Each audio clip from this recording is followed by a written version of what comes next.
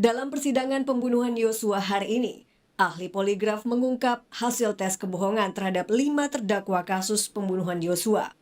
Hasil tes poligraf pasangan Ferdi Sambo dan istrinya dinilai berbohong terkait kesaksian pembunuhan Yosua.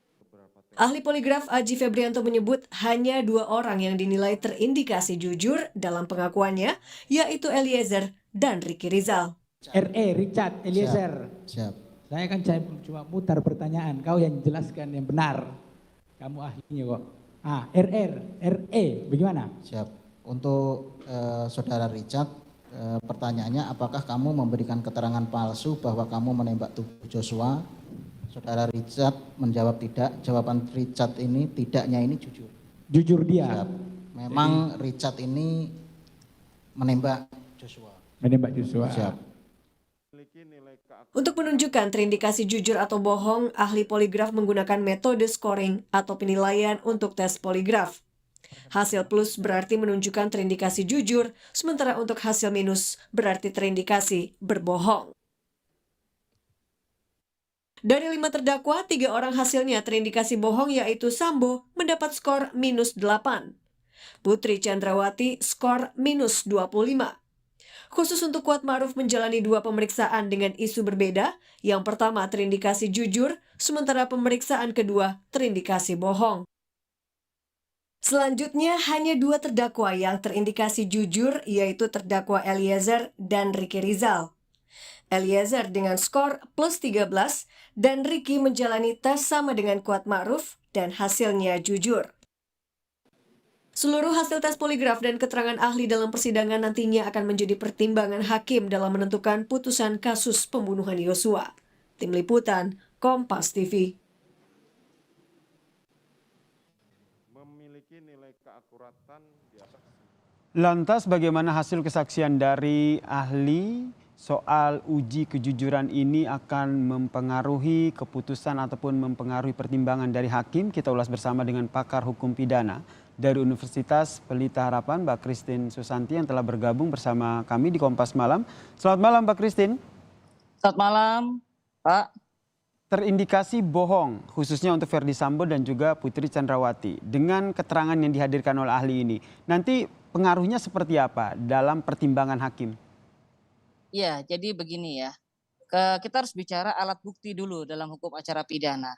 Ya, alat bukti dalam hukum acara pidana itu kan menyebutkan salah satunya adalah keterangan ahli. Nah, dalam hal ini ada yang namanya poligraf. Ya, poligraf. Poligraf ini menurut saya bisa menjadi alat bukti untuk menyatakan bahwa apakah kesaksian dari terdakwa atau saksi-saksi yang lain itu bohong atau tidak. Seperti itu. Berarti bisa dijadikan sebagai alat bukti karena salah satu item dari alat bukti tersebut adalah keterangan dari ahli yang merujuk pada pembahasan ataupun menerangkan soal hasil poligraf ini ya Mbak Christine ya? Betul, betul sekali. Meskipun kalau kita lihat Mbak Christine, terdakwa Ferdi Sambo khususnya berulang kali menyatakan bahwa tidak bisa itu dijadikan sebagai alat bukti.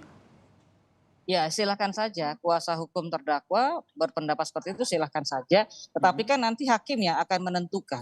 Okay. Ya, dalam pengamatan saya dari kacamata hukum acara pidana ini bisa menjadi alat bukti, ya berupa alat bukti keterangan keterangan ahli. Nah, keterangan ahli ini kan didapat dari hasil seperti ini tadi, poligraf tadi, membaca seperti itu, ya. Kemudian menarik juga kita bahas soal scoring dalam uji kebohongan ini. Scoringnya ini kalau Ferdi Sambo minus 8, kemudian Putri Chandrawati minus 25 begitu. Seberapa besar pengaruh dari scoring yang disampaikan oleh ahli ini terhadap keputusan hakim nanti? Atau ya percuma, yang penting sudah dinyatakan berbohong? Begini, apakah keterangan ini berbohong atau tidak bisa ditentukan tadi dari alat scoring tadi, ya. Tetapi alat bukti poligraf ini tidak bisa juga sendiri karena untuk bisa menyatakan terdakwa itu bersalah atau tidak, hakim harus didasarkan sekurang-kurangnya 2 alat bukti.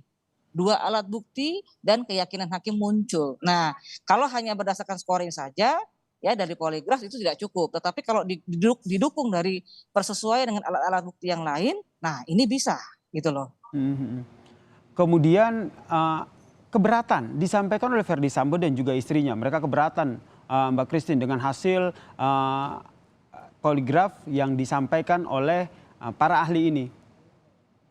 Seberapa besar pengaruhnya nanti? Ya, keberatan yang disampaikan itu merupakan hak mereka, seperti tadi yang saya sudah sampaikan. Ya, seberapa besar pengaruhnya? Ya, ini nanti akan menjadi pertimbangan hakim, Pak. Ya, yang penting hasil dari scoring ini memang valid, benar-benar bisa dipertanggungjawabkan. Artinya ini kita kan tidak lagi bisa menggunakan teori seperti zaman teori kuda gigit besi ya. Nah, kita dengan seiring berkembangnya teknologi, kita bisa memadukan perkembangan ilmu pengetahuan itu dengan perkembangan teknologi. Nah, keterangan ahli di sini bisa juga kita angkat dari yang seperti ini untuk mendukung kita hasil poligraf ini. Yang disoroti oleh kuasa hukum Ferdi Sambo dan juga Putri Chandrawati tadi adalah pada saat dilaksanakan tes poligraf, kondisi psikologis dari Putri Chandrawati ini tidak stabil begitu sehingga dia sebenarnya tidak mau menjawab tapi takut dikira tidak kooperatif sehingga akhirnya itu menjadi salah satu poin keberatan mereka. Iya, betul. Jadi memang bekerjanya alat ini ya, poligraf ini adalah dengan mendeteksi ya psikologis ya, juga kondisi psikologis dari orang yang diperiksa memberikan keterangan kesaksian itu, dari detak jantung dan segala macam itu akan mempengaruhi. Sama seperti orang berbohong ya. Nah, itu akan nampak dari scoring dan segala macam itu.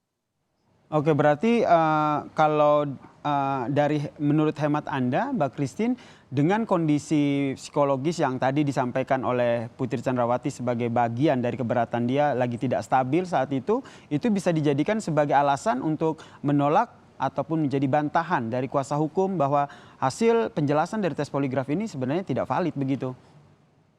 Ya, menurut mereka bisa menjadi bantahan yang tidak valid, tetapi menurut hemat saya ya, dari perspektif pembuktian hukum acara pidana, hasil tes poligraf ini bisa menjadi bukti, bisa menjadi salah satu alat bukti ya, bersama dengan alat bukti yang lain untuk memperkuat keyakinan hakim bersalah atau tidaknya terdakwa.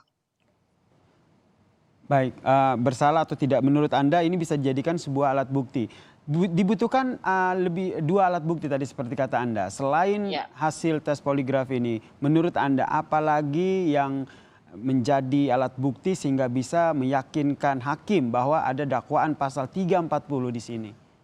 Ya, pasal 340 itu kan bicara tentang pembunuhan berencana ya. Sementara mengenai bicara alat bukti, kita memakai patokan atau pedoman dari pasal 184 KUHP ya, di mana alat bukti itu ya disebutkan secara runtut, secara jelas sistematis yang berposisi pertama itu adalah keterangan saksi ya. Keterangan saksi sudah diperiksa di persidangan. Nah, keterangan saksi itu juga kita harus melihat apakah ada persesuaian antara keterangan saksi satu dengan saksi yang lain. Ya, lalu yang kedua alat bukti berupa surat, ya. Nah, lalu keterangan ahli. Nah, keterangan ahli ini kan kita bisa pergunakan tadi saya katakan poligraf ini, ya. Dari hasil pemeriksaan psikologis, ya didapatkan keterangan bahwa terdakwa ini berbohong. Ya, menyampaikan keterangan yang berbohong. Nah, ini nanti akan menjadi pertimbangan hakim. Terdakwa dalam persidangan perkara pidana memang memiliki yang namanya hak ingkar. Tidak mau menjawab pertanyaan dan segala macam. Itu hak dia. Beda dengan saksi. Saksi tidak boleh berbohong. Kalau saksi berbohong nanti memberikan kesaksian palsu. Itu ada ancaman pidananya. Tapi kalau terdakwa berbohong, tidak ada sanksinya. Namun ya dalam pemeriksaan pidana ketika terdakwa itu tidak mau menjawab, dianggap tidak kooperatif. Ini akan menjadi pemberat dalam hukuman pidananya nanti.